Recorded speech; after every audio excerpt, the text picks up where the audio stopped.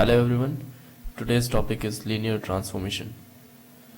Okay, so consider this is also known as this linear transformation is also known as vector space homomorphism.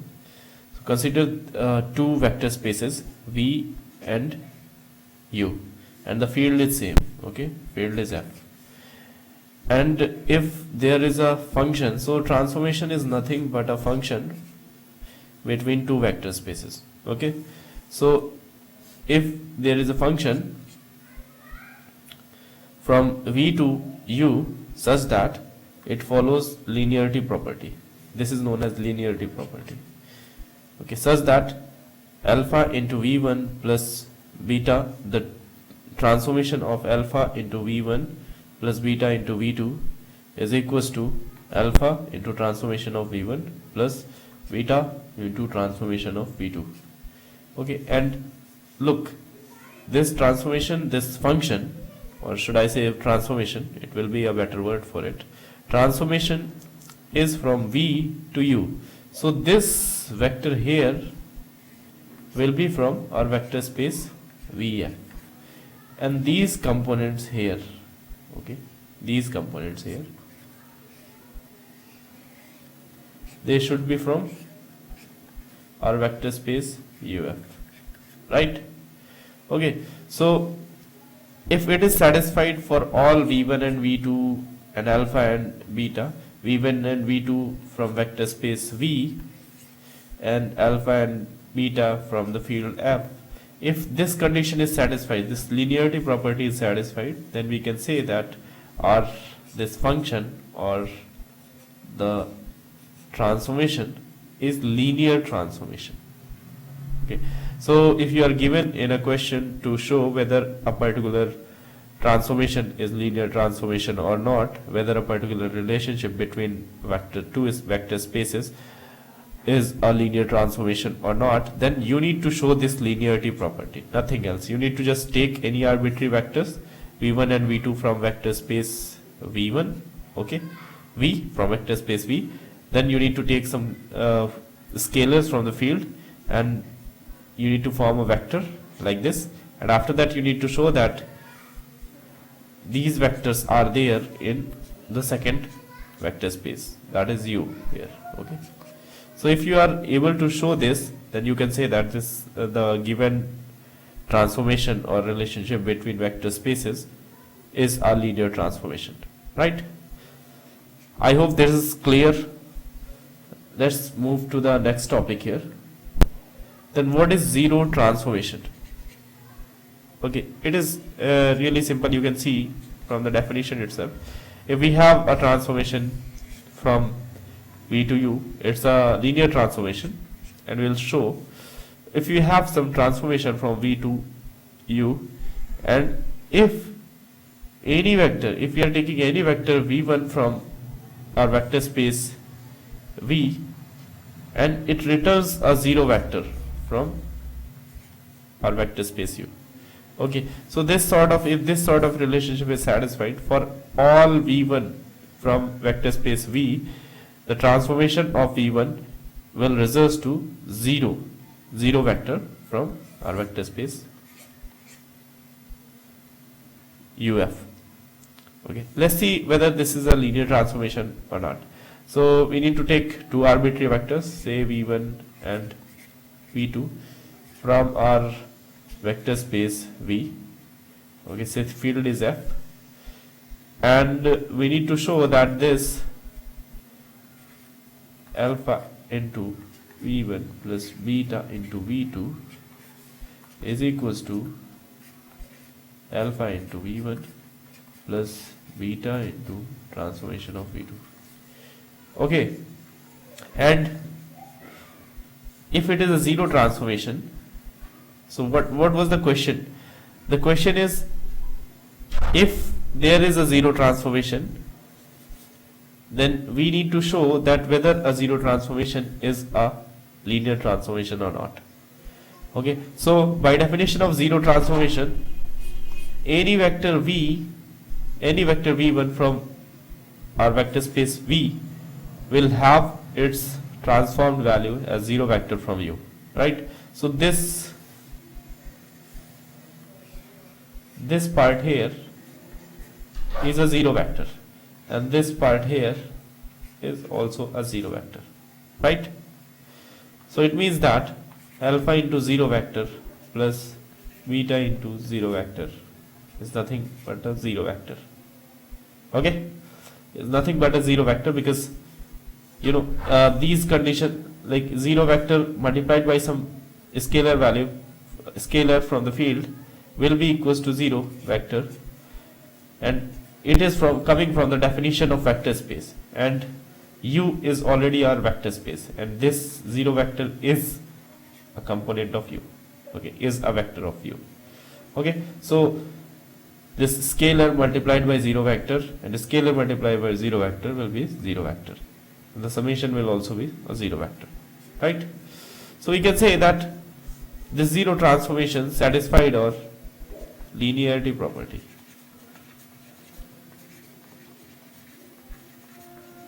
So it's a linear transform. It's a linear transformation. Okay, so if there is some doubt or confusion, you can just ask down in the comment section. I'll definitely reply. I'm asking you guys again and again, but nobody is commenting actually. Now let's see what is identity transformation.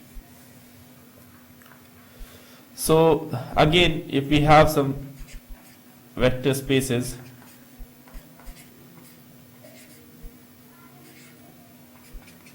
and we have some transformation from V to U, such that any vector, okay, this transformation will be from V to V itself. Sorry. Okay, so we have one vector space and the transformation is defined onto the same vector space, that is from V vector space to V. Okay, and if we have a transformation such that all the elements are mapped to themselves, then it will be identity transformation. Okay, for all Vi V1 from V. So now again let's see whether this identity transformation is a linear transformation or not. So what we need to do, we need to take some arbitrary vector, two arbitrary vectors. So let me directly write it, alpha and V1 plus beta into V2. It should be equals to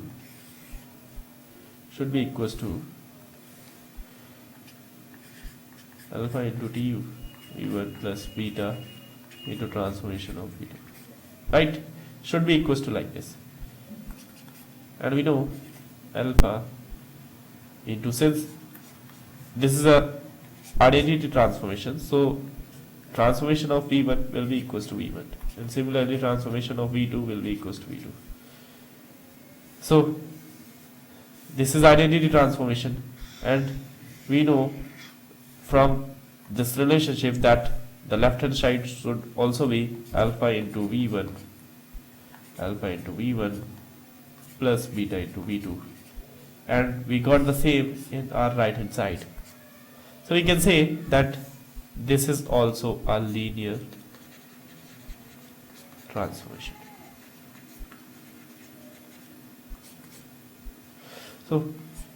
So I hope you got a little bit idea that how will you prove that a particular transformation is linear transformation or not.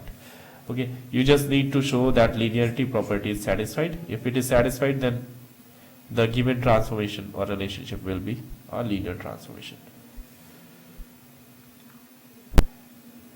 Now let's see what is the range. So we said that t is nothing but a function. Okay, then if it is a function, then there should be a range. Let's say that these are our vector spaces. This is V and this is U, and we have defined t from V to U, right? These are some elements. Okay, so let's say this first element is mapped to the second element. The second element is mapped to third element. this element is mapped to this, and let's say this is mapped to this, and we have some more elements here. This is mapped to this. Okay, so the range, what will be the range? Range will be the elements that are mapped by the linear transformation. So this portion here will be the range. Okay, it is very similar to the functions that we study in calculus. So range is nothing but the mapped value. Okay, if we have some vector v from our vector space v, then the value of that vector under the transformation that is present in our codomain, or I should say that this vector space VF. So these values, all these, the collection of all these values will be the range. Okay. Why we are finding this range, you will get to know in this video. And how will we find this range? We'll see when we'll solve some numericals based on that. So this is the range. Now let's talk about the null space.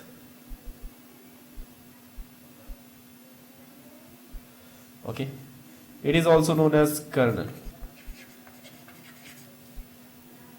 of T. Okay, so again we have some two vector space, or VF and UF.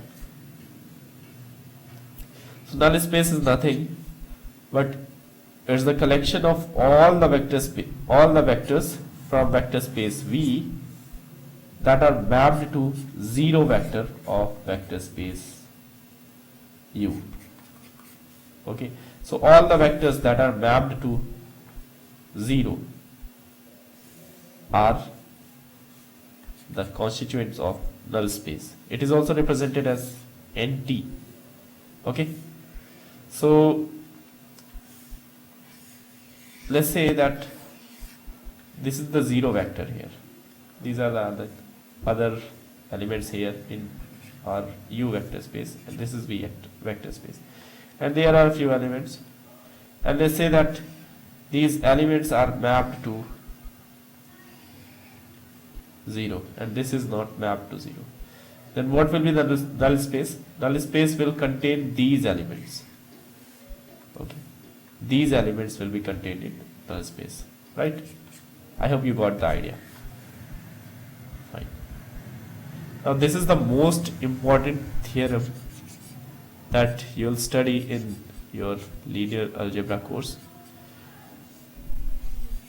I should not say that this is the most important theorem. It is one of the most important theorems.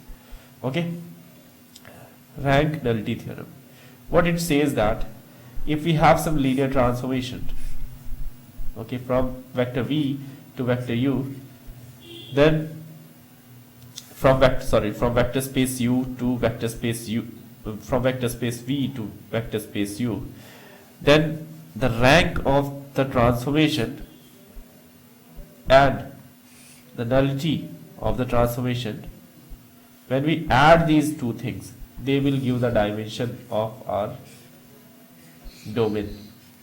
Okay, that is the vector space V, right? And what is the rank here?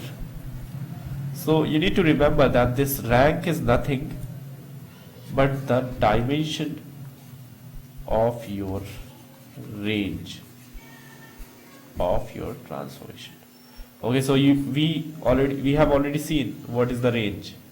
So we saw this is the range. Okay, this is the range, and when we find out the dimension of this range, then it will be nothing but the rank of the transformation T, right? And how will we find the dimension of this range T, range of T? You know that if to find the dimension, what we need to do, we need to find the basis, and the elements of the basis of range will be the dimension of the range. Okay, so if we have range and we want we want to find out the dimension of the range, then we should find the basis of our range. Then that the number of elements that will be contained in the basis will be the dimension of the range. Okay, what is nullity? Nullity is nothing but the dimension of our null space. Okay, the same principle applies here. If you want to calculate the dimension of null space, what you need to do? The first thing that we need to do is calculate the basis, find out the basis and the vectors that are present on the basis. The number of vectors will form the dimension.